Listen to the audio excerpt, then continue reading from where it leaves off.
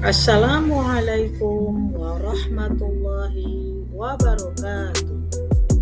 Bismillahirrahmanirrahim. Alhamdulillah wassalatu wassalamu ala Rasulillah. La haula wala quwata illa billah amma ba'd. Gimana kabarnya anak semua? Sehat semuanya? Alhamdulillah. Pada hari ini kita belajar pendidikan agama Islam dan budi pekerti bab 3 tentang menghadirkan sholat dan zikir dalam kehidupan sehari-hari.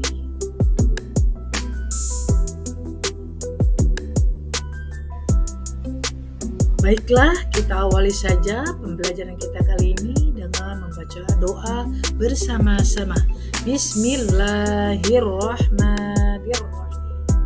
Rabbi zidna ilma warzuqna fahma. Amin. Sebelum kita ke materi selanjutnya, baiklah Ibu akan membacakan tujuan pembelajaran kita pada hari ini.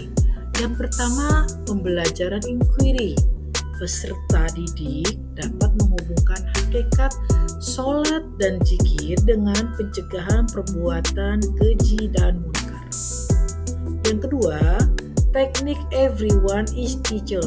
Peserta didik dapat menuliskan contoh perilaku ketakwaan sebagai pemaknaan sholat dan zikir dalam mencegah perbuatan keji dan munkar.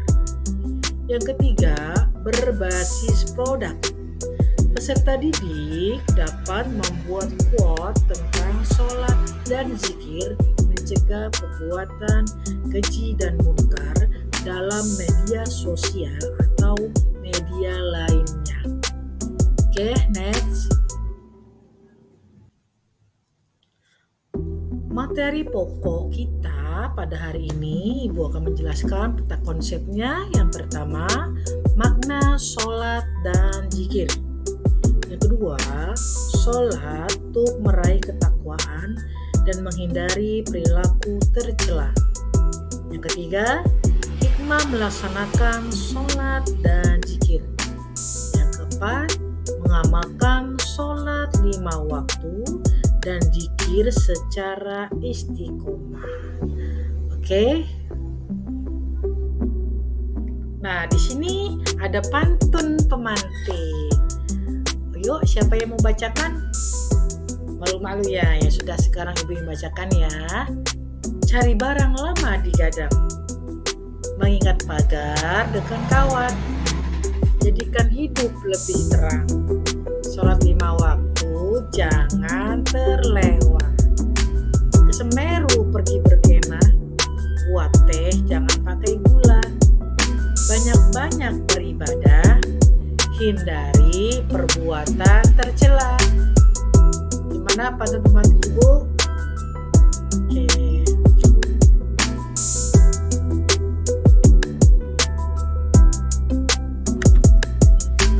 Baik, coba lihat anak-anakku, lihat gambar dan cermati.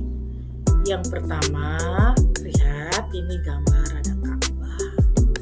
Kemudian ada gambar sholat, kemudian ada jam atau waktu, kemudian ada seorang muslim sedang membaca Al-Quran, dan gambar terakhir yaitu ada banyak kendaraan di jalan. Coba cermati, lihat gambar dan cermati. Next. Kalian sudah mengetahui bahwasanya agama merupakan pondasi hidup manusia sehari-hari. Dalam agama Islam, salat merupakan tiang agama.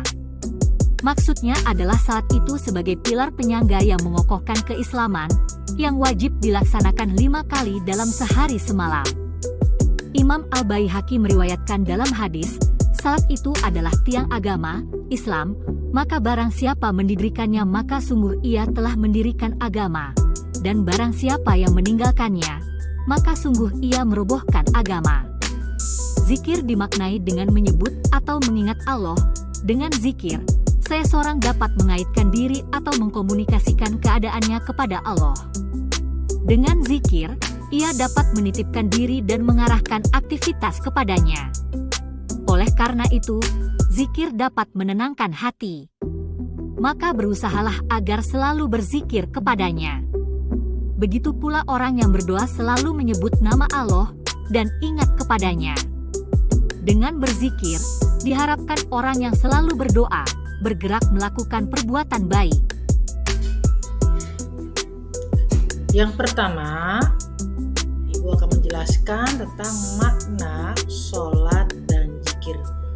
Apa sih artinya sholat dan zikir yang setiap hari kita lakukan? Baik, sholat secara bahasa diartikan sebagai doa atau doa meminta kebaikan. Sedang menurut istilah, sholat dipahami sebagai semua perkataan dan perbuatan yang dimulai dengan takbir, yaitu takbiratul ihram, dan diakhiri dengan salam. Itu ya makna sholat kita kepada Allah Subhanahu wa Ta'ala. Yang kedua, makna zikir. Arti zikir menurut bahasa adalah ingat. Menurut istilah diartikan mengingat Allah Subhanahu wa Ta'ala sebagai upaya mendekatkan diri kita kepada Allah Subhanahu wa Ta'ala. Next. Oke, ada cara berzikir sebagai berikut. A. Berzikir dengan hati. Dengan cara kita bertafakur dan merenungkan ciptaan Allah Subhanahu wa Ta'ala, sehingga timbul dalam pikiran kita bahwa Allah Subhanahu wa Ta'ala adalah zat yang maha kuasa. B. Zikir dengan ucapan, yaitu lafaz-lafaz yang mengagungkan nama Allah Subhanahu wa Ta'ala dengan kalimat tahmid, tasbih, tahlil, takbir, membaca Al-Quran, dan sholawat. Subhanallah walhamdulillah wa la ilaha illallah wallahu akbar, dan lain sebagainya. C. Zikir dengan perbuatan, yaitu menjauhi larangannya dan mentaati semua perintahnya.